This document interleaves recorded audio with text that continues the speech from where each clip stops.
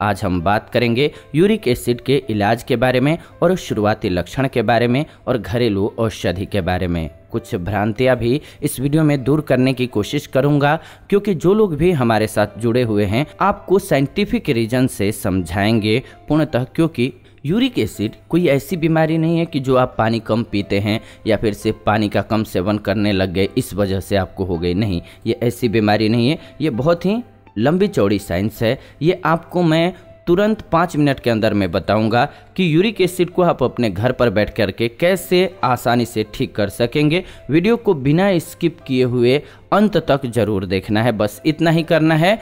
और वीडियो को लाइक कर दीजिए, शेयर कर दीजिए, हमें खुशी मिलती है और आपके हमेशा ये काम आने वाली जानकारी लेकर के आते रहते हैं। यूरिक एसिड के बारे में कुछ भ्रांतियां हैं कि ये जवान लोगों में कम होता है। अगर जवानी में हो जाए तो बुढ़ापे तक चलता रहता है या बुढ़ापे से ये ज़्यादा हो जाता है, ऐसा कुछ भी नहीं है। पानी कम पीने वालों को यूरिक एसिड की समस्या होती है, ये एक भ्रांति है। ऐसा कुछ भी नहीं है। पानी ज़्यादा पीने वालों को भी हो सकता है, कम पीने वालों को भी हो सकता है। जो खाने पीने में ध्यान नहीं रखता है, जो औषधियों को सही से समझता नहीं है, उसको ये समस्या होनी ही होनी है। पानी ज़्यादा पीने से कुछ लोग कहते हैं कि ये ठीक हो जाएगा या कम हो जाएगा, ये भी वहम है।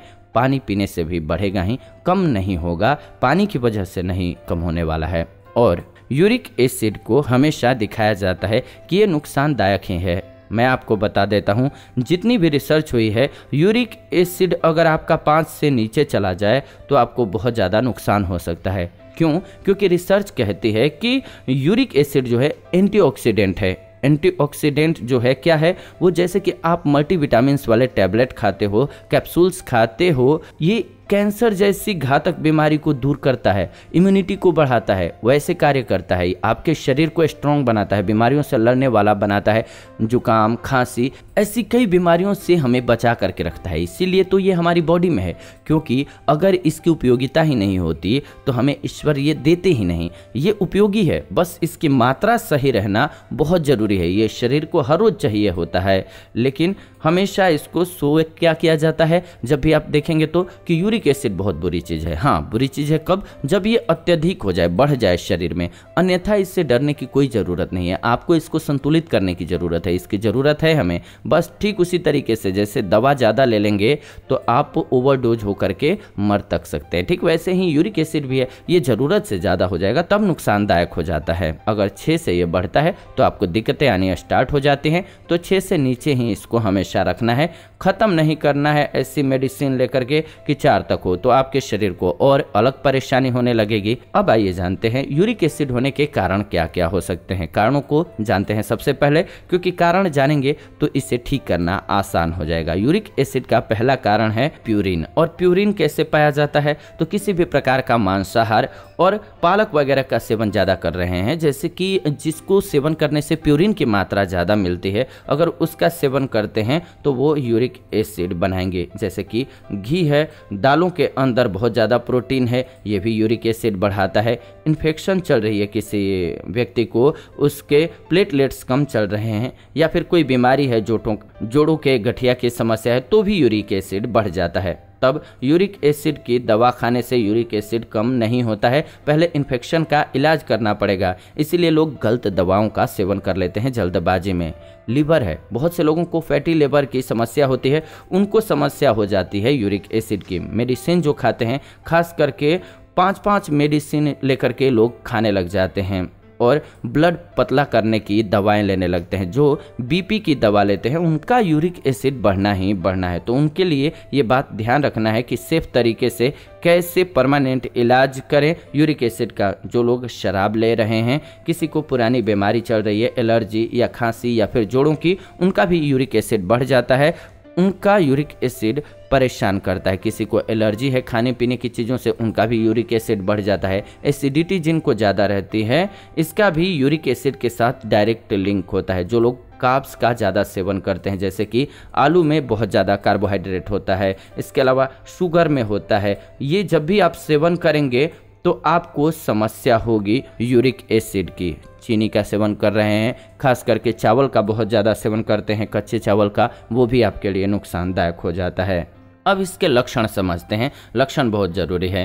पहले तो आपको थकान होने लगेगी, छोटे जोड़ों में दर्द पहले स्टार्ट हो जाएगा, क्योंकि यूरिक एसिड जो होता है देसी चीनी जो आप देखे हैं उसी की तरह से बहुत पतले पतले छोटे छोटे कण होते हैं। तो पहले ये छोटे जोड़ों में जमना स्टार्ट होता है। छोटे जोड़ों में दर्द आपके स्टार्ट हो जाएगा, पैर के अंगूठे में दर्द हो सकता है या फिर टखने में हो सकता है। फिर ये बड़े जोड़ों में जमने लग जाता है, क्योंकि छोटे जोड़ों में जोड़ छोटा होता है तो वहाँ पर जल्दी दर्द होता है, वहाँ पर इकट्ठा जल्दी हो जाता है और सुबह उठते उठते ये दर्द सबसे ज़्यादा होता है। अकड़न और जकड़न सबसे ज़्यादा होती है। और अगर इसको ऐसी ही दवाइयाँ खाते रहेंगे, कारण पता ना हो कि क्यों हुआ है, यूरिक एसिड बढ़ने की वजह क्या है, तो आप कुछ और ले रहे हैं, कुछ भी खाए जा रहे हैं यूरिक एसिड कम करने के लिए, तो उससे क्या होगा कि बड़े जोड़ों की तरफ बीमारी बढ़ जाएगी। अर्थराइटिस यानी कि घुटना खराब हो जाता है।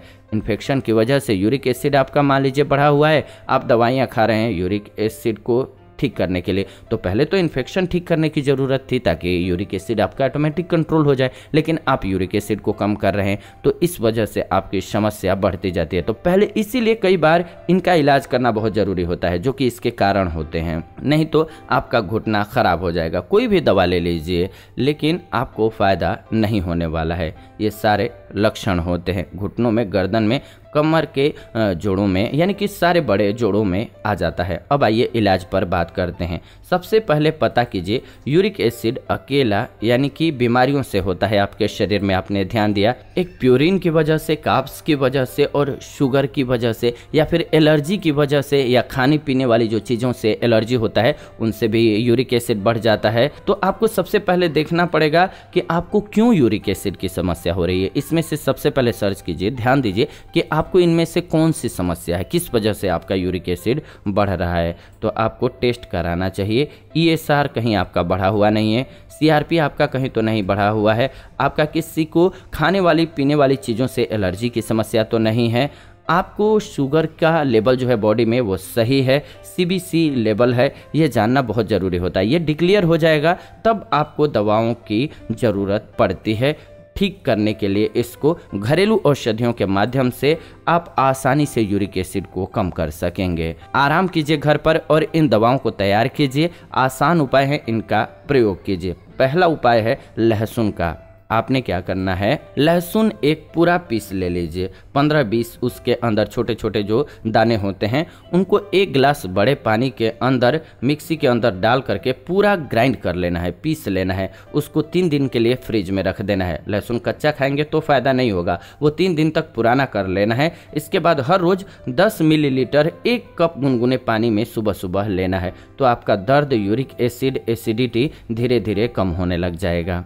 तो ये गार्लिक का प्रयोग बहुत अच्छा है, आप इसका लाभ प्राप्त कर सकेंगे। दूसरा जो घरेलू उपाय है वो है पानी। जब सुबह खाली पेट पीते हैं तो सुबह खाली पेट पानी मत पीजिए। खाली पानी के अंदर कुछ नहीं होता है, आपके गुर्दों के ऊपर बहुत ज़्यादा असर पड़ता है। पानी के साथ आपने आधा नींबू लेना है, यानी कि उसमें पुदीना डालना स्टार्ट कर दीजिए आप, या फिर पुदीना नहीं लेंगे तो आप तुलसी पत्ता उसमें डालना स्टार्ट कर दीजिए। इसको अपने साथ आप कहीं जाते हैं तो भी कैरी कर सकते हैं, इसी पानी को सेवन कर सकते हैं दिन भर भी। इसमें चीनी वगैरह मत लीजिए और आलू का सेवन कम कर दीजिए।